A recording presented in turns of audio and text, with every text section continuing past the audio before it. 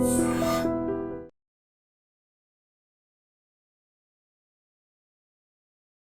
Guys, welcome to I dream. నేను మీ చాణక్య. మరి RJ కర్ మెడికల్ కాలేజ్లో జరిగిన దుర్ఘటన గురించి కూడా మనం ఎన్నో రకాలుగా ఎన్నో యాంగిల్లో కూడా మాట్లాడుకున్నాం. కానీ లేటెస్ట్ అప్డేట్స్ విషయానికి వస్తే మాత్రం సుప్రీంకోర్టు సుమోటోగా ఈ కేసుని స్వీకరించిన తర్వాత చాలా ప్రాధాన్యత అనేది కూడా సంతరించుకుంది. మరి లేటెస్ట్ అప్డేట్స్ గురించి మనతో మాట్లాడడానికి ప్రియా చౌదరి గారు మనతో పాటు ఉన్నారు. మరి ఆ లేటెస్ట్ అప్డేట్స్ ఏంటి, ఎంతవరకు వచ్చింది అనేది ఆవిడ అడిగి తెలుసుకుందాం. Hi ma'am. మరి లేటెస్ట్ అప్డేట్స్, ఈ విషయంలో ఏం జరుగుతుంది? మరి సుమోటోగా స్వీకరించింది మరి సుప్రీంకోర్టు. స్వీకరించిన తర్వాత ఆ హీరింగ్ అనేది కూడా ఈరోజు మార్నింగ్ అనేది కూడా మనం చూసాము. మరి ఆ లేటెస్ట్ అప్డేట్స్ ఏంటి? ఆ బెంగాల్ ప్రభుత్వానికి మరి చంద్రచూడ్ గారు విసిరిన సవాళ్ళు కానీ ఆ ప్రశ్నల వర్షం ఏంటో మీరు చెప్తే ఇంకా బాగుంటుంది. నేను కూడా యాక్చువల్గా ఏ ఇష్యూ ఒకటి ఇలాంటి ఇప్పుడు సంఘటనలు జరిగినప్పుడు నేను ఒకటేసారి స్పందిస్తాను. నేను మళ్ళీ మళ్ళీ మాట్లాడను.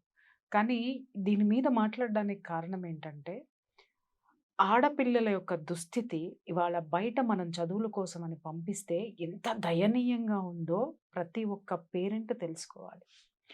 ఓకే, ఇక్కడ బాధ్యతారాహిత్యం ఎవరిది ఉంది చెప్పండి? ఇవాళ ఆ ఆ ఆ వెస్ట్ బెంగాల్లో ఉన్నటువంటి ఆ మెడికల్ కాలేజ్, ఆ కాలేజ్లో ఎన్నో సంవత్సరాల నుంచి దారుణాలు జరుగుతున్నాయి. కొన్ని వేల మంది స్టూడెంట్స్ దాని నుంచి బయటకు వస్తున్నారు. వచ్చినా కూడా గత 10 ఇయర్స్ నుంచి అక్కడ జరిగేటటువంటి అకృత్యాల్లో ఎంతమంది స్టూడెంట్స్ లోపలికెళ్తున్నారు, ఎంతమంది స్టూడెంట్స్ బయటకు వస్తున్నారు. బయటకు వచ్చిన వాళ్ళు నోరు విప్పలేదు, లోపలికి వెళ్తున్న వాళ్ళు దాన్ని భరిస్తూ అలాగే ఉన్నారు. కానీ ఈరోజు జరిగినటువంటి దుర్ఘటన ద్వారానైనా ఈ విషయాలు, అంటే దేశవ్యాప్తంగా కూడా జరుగుతున్నటువంటి విషయాల్ని మనం మాట్లాడుకోవాల్సిన అవసరము, నాకు పేరెంట్స్కి వివరించాల్సినటువంటి అవకాశం వచ్చింది కాబట్టి నేను ఈ విషయం గురించి మళ్ళీ మళ్ళీ మాట్లాడుతున్నాను. ఈరోజు నిజంగా సుప్రీంకోర్టు ఇచ్చిన ఫస్ట్ వేసిన క్వశ్చన్ ఏంటి అని అంటే, ఆ అమ్మాయి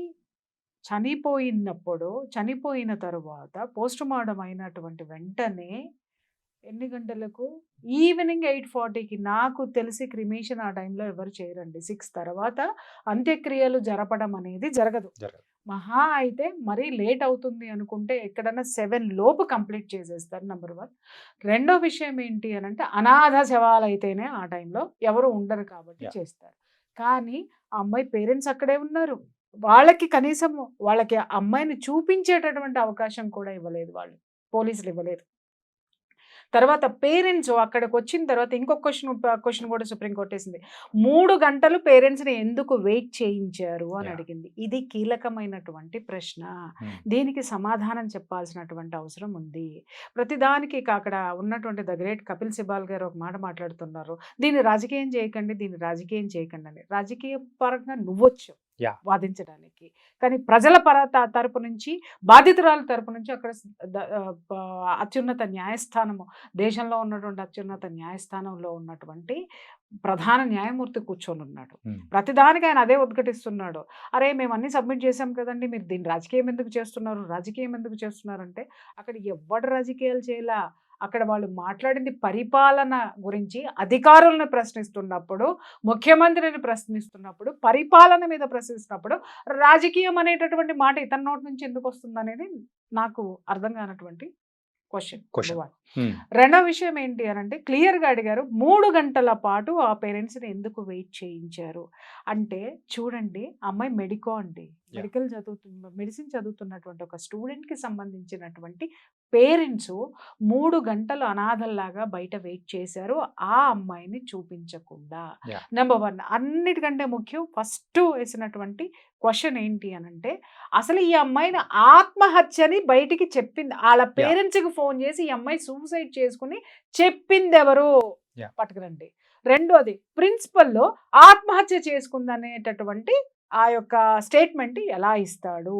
మూడోది, 3 గంటలు ఆ పేరెంట్స్ని ఎలా వెయిట్ చేయించారు, కన్న బిడ్డని చూడనివ్వకుండా. అంటే పేరెంట్స్ కి రైట్స్ లేవా చూడడానికి?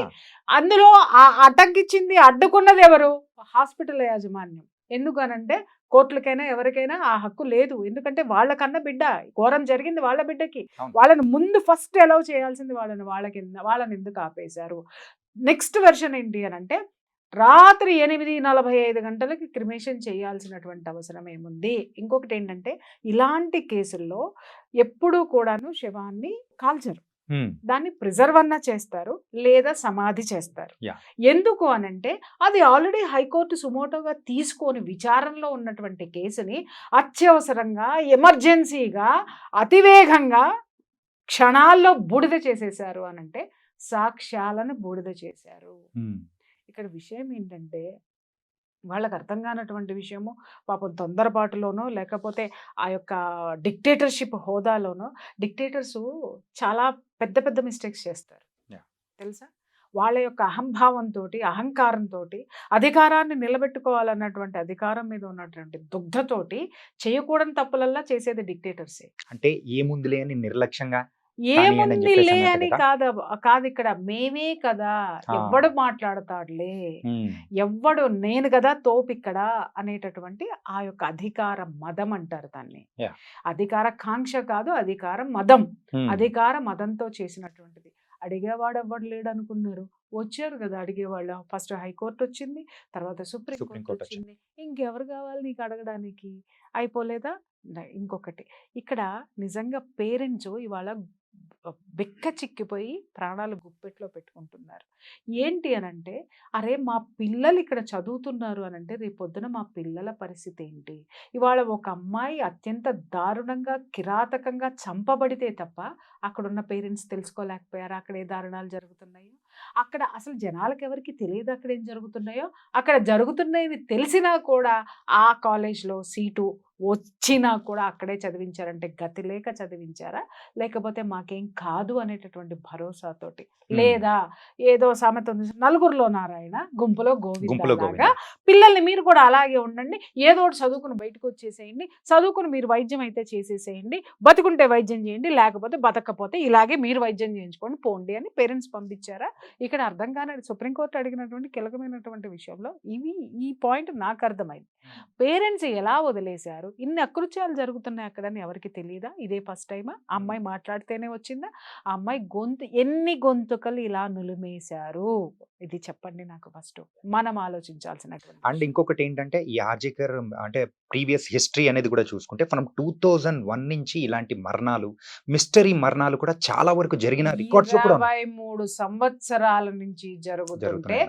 నోరు విప్పనటువంటి జనాన్ని చూసి మనం జాలిపడాలా, లేకపోతే అధికారం చెలాయిస్తూ ఈ దాష్టీకాల్ని పెంచి పోషిస్తున్నటువంటి ద గ్రేట్ పొలిటీషియన్స్ని మనం ఈ ఉరిశిక్ష ఎవరికి వేయాలి, ఉమ్, ఎవరికి వేయాలి? కానీ ఇవాళ ఒక ఆడపిల్ల అత్యంత దయనీయంగా వీళ్ళ యొక్క ఒకళ్ళ నిర్లక్ష్యము, మరొకళ్ళ దౌర్జన్యము, ఈ రెండిటి మధ్య అతి దారుణంగా కిరాతకంగా ఒక ఆడపిల్ల బలైపోలేదా? Yeah. సో ఈ ప్రశ్నలన్నిటికీ రేపొద్దున ఆ ప్రభుత్వం సమాధానం చెప్పాల్సినటువంటి అవసరం ఎంతైనా ఉంది. అంటే ఇదే కాకుండా మీరు ఇందాక చెప్పిన పాయింట్ లో ఈవినింగ్ 8:30 కల్లా క్రిమేషన్ అనేది చేసేసారు. Mm. కాకపోతే ఆ క్రిమేషన్ చేసే ముందు అక్కడ 3 శవాలు అనేది కూడా ఉన్నాయి.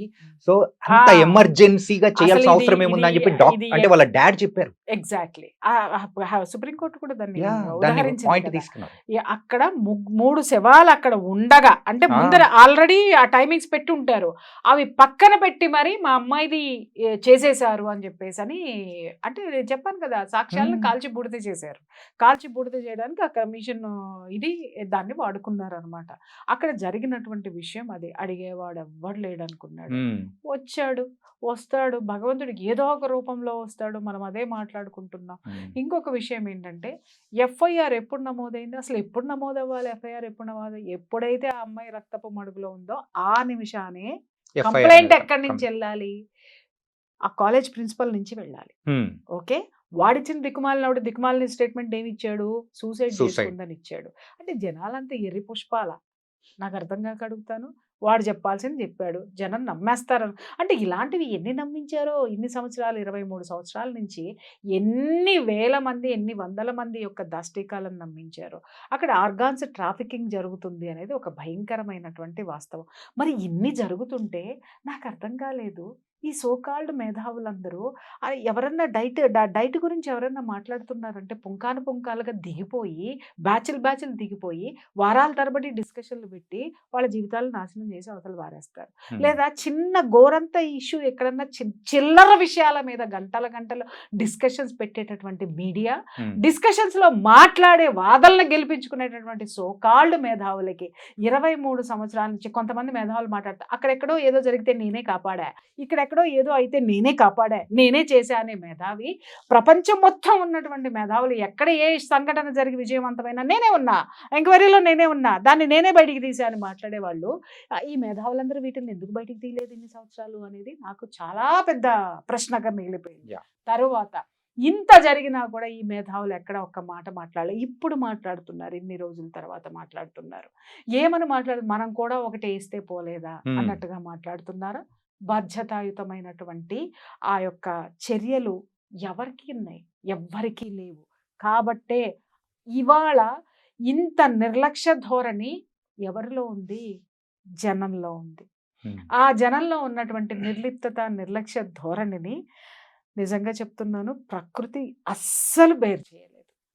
23 సంవత్సరాలు వెయిట్ చేసినటువంటి ఆ యొక్క ధర్మము ఇవాళ పైకి లేసింది. చూద్దాం కపిల్ సిబాల్ గారు యొక్క రాజకీయం గెలుస్తుందా, లేకపోతే సుప్రీంకోర్టు ధర్మాసనం అద్భుతమైనటువంటి తీర్పు ఏమిస్తుంది అనేది నేను కూడా వెయిట్ చేసి చూస్తున్నాను.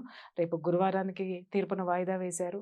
ఇక్కడ 2 విషయాలు మనం గమనించాల్సింది ఏంటి అని అంటే, సాగినంత కాలం నా అంతవాడు లేదందరూ, సాగకపోతే ఊరక సతికెళ్ళబడిపోతారు.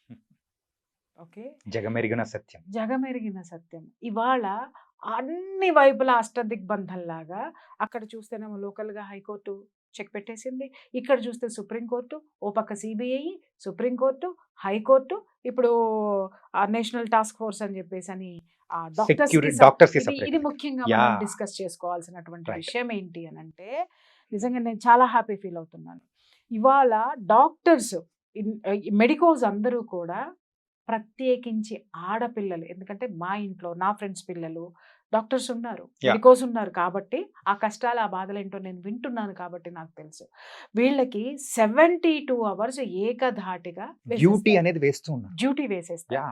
ఆ డ్యూటీ వేసేటప్పుడు అండి ఒక్కొక్కరు చెప్తారు 7-8 ఫ్లోర్లు ఉంటాయంటండి బిల్డింగ్స్. 7-8 ఫ్లోర్లు ఉంటే ఆ 7-8 ఫ్లోర్లు ఎన్నిసార్లు వీళ్ళు పిలిచినా, ఎందుకంటే 7 ఫ్లోర్లలో వీళ్ళే ఉంటారు డ్యూటీ డాక్టర్స్. ఒక ఫ్లోర్కి ఒకళ్ళని ఏం పెట్టరండి అక్కడ, ఎందుకంటే వీళ్ళు ఎంత వాడుకోవాలో అంత వాడేసుకుంటారు. ఎందుకంటే ట్రైనింగ్ పేరుతోటి జీతం భత్యం లేనటువంటి జీతగాళ్ళు. ఇంకొకటి ఏంటంటే, వీళ్ళకి ఒక 40,000 50,000 జీతాలు ఇస్తున్నాము అని చెప్పేసి అని రాయించుకొని మళ్ళీ తిరిగి 40 జీతం మాత్రం వీళ్ళకి బ్యాంక్ అకౌంట్లో పడేది 50,000, మళ్ళీ 40,000 క్యాష్ తీసుకొచ్చి వీళ్ళకి ఇచ్చేసేయాలంట, రిటర్న్ ఇచ్చేయాలి. కేవలం 10,000 మాత్రమే ఇలా గొడ్డు చాకరీకి వాళ్ళు నెలకి సంపాదించుకునేది. మళ్ళీ ఇక్కడి నుంచి పేరెంట్స్ ప్రతి నయా పైసా ఇక్కడి నుంచి పంపించాలి.